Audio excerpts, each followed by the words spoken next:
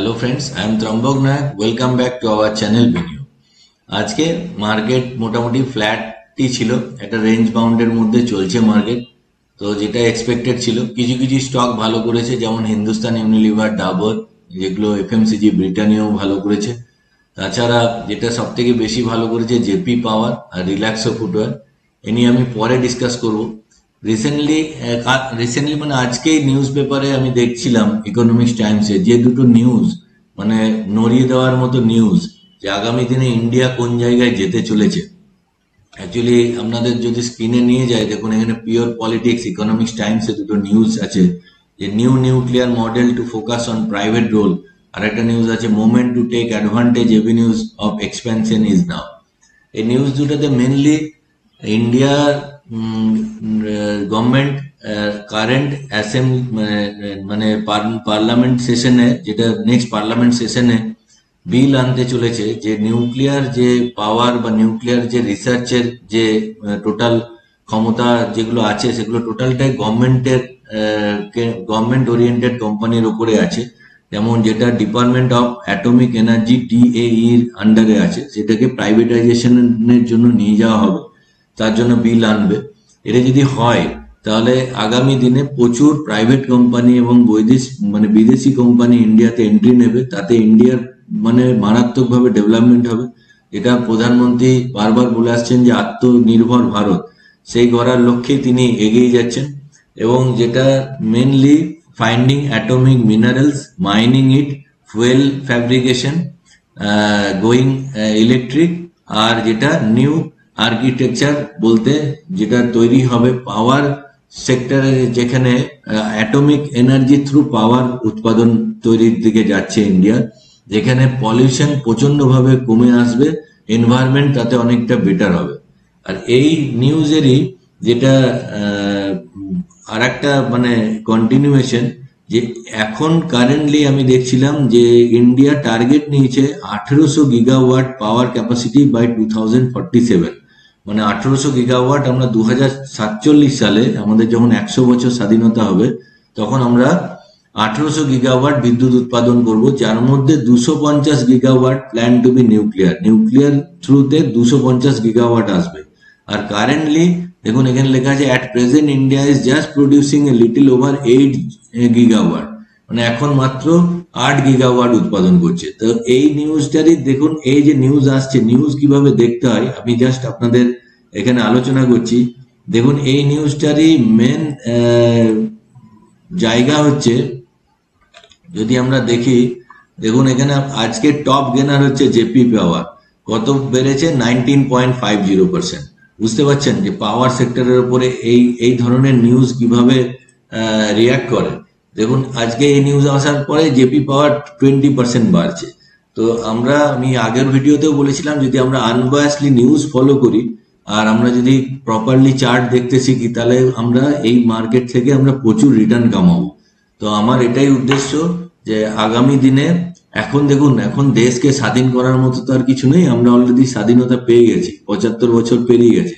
এবার ডেভেলপিং থেকে develop country হওয়ার দিকে যাওয়ার দিকে আমাদের তৈরি হতে হবে।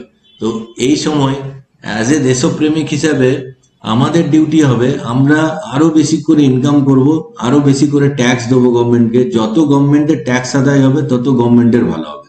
তো আমার এই চ্যানেলের উদ্দেশ্য, আমি আপনাদের শেখাতে চাই যে ইন্ডিয়ান ইকুইটি মার্কেট থেকে বা মিউচুয়াল ফান্ড থেকে কি করে আপনি আরো বেশি ভাবে আয় করবেন, বেশিভাবে আয় মানে কনসিস্টেন্টলি আয় করবেন। এখানে মানে কোনো মানে অ্যাবসার্ড পার্সেন্টেজের কথা আমি বলি না, যে রিয়েলিস্টিক অ্যাপ্রোচ মানে অ্যাপ্লাই করে আপনি কিভাবে আপনি ওয়েলথ ক্রিয়েশন করবেন, ফাইন্যান্সিয়াল ফ্রিডম পাবেন। যত ফাইন্যান্সিয়াল ফ্রিডম আসবে, যত ওয়েলথ ক্রিয়েশন হবে, তত আপনি ট্যাক্স দেবেন, যত ট্যাক্স দেবেন আমরা তত দেশের উপকার করব। তো এই নিউজটাতে লাস্টে আমি যেটা পড়ছিলাম, যে ইউএস ফরেন রিলেশন কমিটি একটা নতুন বিল পাস করেছে, যে বিলটাতে একমাত্র ইউএস এর যারা বন্ধু কান্ট্রি, তার সাথে ইন্ডিয়াকে রাখা হয়েছে, যে এই যে নিউক্লিয়ার ডেভেলপমেন্ট এবং রিসার্চ হবে, তাতে আদান প্রদান হবে, বিভিন্ন কান্ট্রির সঙ্গে ইউএস করবে। আর এখানে দেখুন, এখানে পরিষ্কার লেখা আছে,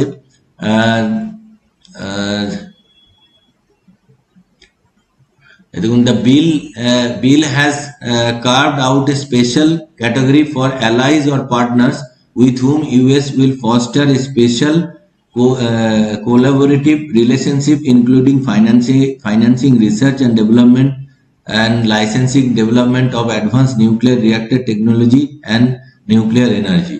এবং এখানে সবথেকে বড় ব্যাপার দেখুন, এখানে লেখা আছে the bill as a partner nation alongside allies. এখানে the term partner has been included only for India.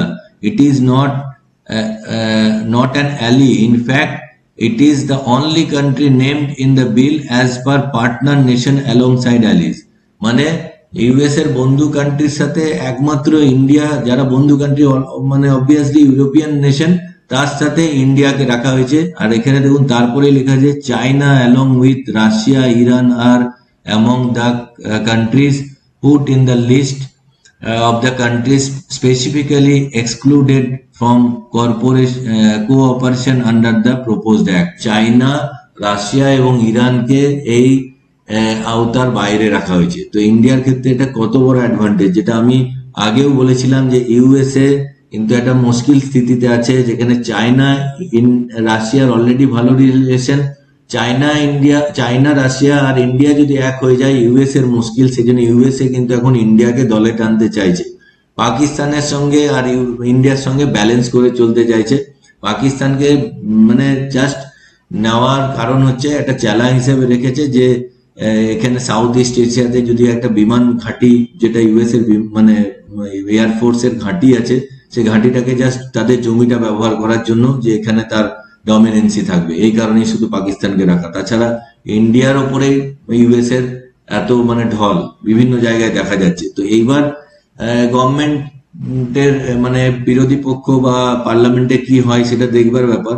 তো এই নিউজগুলো দেখলে আমরা অ্যাকচুয়ালি বুঝতে পারি যে ইন্ডিয়া আজকের ডেটে কোনখানে যাচ্ছে, এবং মার্কেটে যখন আমাদের শর্ট টার্মে 20% বা 10% যদি ফলো হয়, এসব নিউজ দেখলে বোঝা যায় যে লং টার্মে ইন্ডিয়া কত স্ট্রং।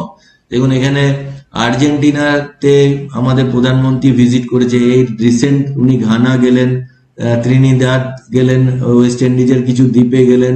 ওখান থেকে এখন ল্যাটিন আমেরিকাতে ব্রাজিলে যেটা ব্রিক্স এর সম্মেলন আছে, সেখানে অজিত দোভাল জি এবং নরেন্দ্র মোদী জি যাচ্ছেন, আমাদের prime minister. Argentina wants harm like India, মানে আর্জেন্টিনা এখানে ইন্ডিয়ার সঙ্গে বিভিন্ন কোলাবোরেশনে যেতে যাচ্ছে, ছোট ছোট কান্ট্রির সাথে ইন্ডিয়া এভাবে রিলেশন করছে। এবং মোদি এখানে বলেছেন, মোদি অলসো ব্রিফ মিলেই মানে আর্জেন্টিনার president on India's nano drone দিদি scheme and how is being used to enhance agriculture productivity by involving rural women in using drones for administering fertilizer and pesticides. তো আমাদের এখানে মহিলারা কিভাবে ড্রোন ব্যবহার করে যে এগ্রিকালচারে কিভাবে তারা ক্রমাগত উন্নতি করছে, সেই টেকনোলজি ওনারা চেয়েছেন। এবং যেটা লিথিয়াম, আমি পড়ছিলাম লিথিয়াম আর্জেন্টিনা থেকে আমদানি করবে ভারত, মেনলি ইলেকট্রিক কারের জন্য, যেটা লিথিয়াম ব্যাটারিতে প্রয়োজন হয়, সেই কারণে হয়তো এগুলো হচ্ছে। তো এই ধরনের নিউজ যদি আমরা দেখি বা পড়াশোনা করি, তাহলে আমাদের মার্কেটে কনফিডেন্স বাড়ে। তো যেটা মোরলেস আজকে যদি মার্কেট আমরা দেখি, নিফটির মধ্যে মোটামুটি আমি দেখছিলাম 25টা স্টক মতো আপসাইড গেছে আর 25টা স্টক নেগেটিভ গেছে, যেটা হিন্দুস্তান ইউনিলিভার এখানে একটা পজিটিভ, ভালোই পজিটিভ আছে 3.04, Hindustan Unilever, Britannia, BPCL, Nestle. যেটা রিসেন্টলি আমি দেখছিলাম, দেখুন আমি দেখাতে চাই আপনাদের রিল্যাক্সো ফুটওয়্যার, আজকে নয়, শুধু শুক্রবার থেকে একদম দুর্ধর্ষভাবে ওপরে উঠেছে, প্রায় এখান থেকে একটা 25%-এর র্যালি নিয়েছে জাস্ট 5-6টা ট্রেডিং সেশনে।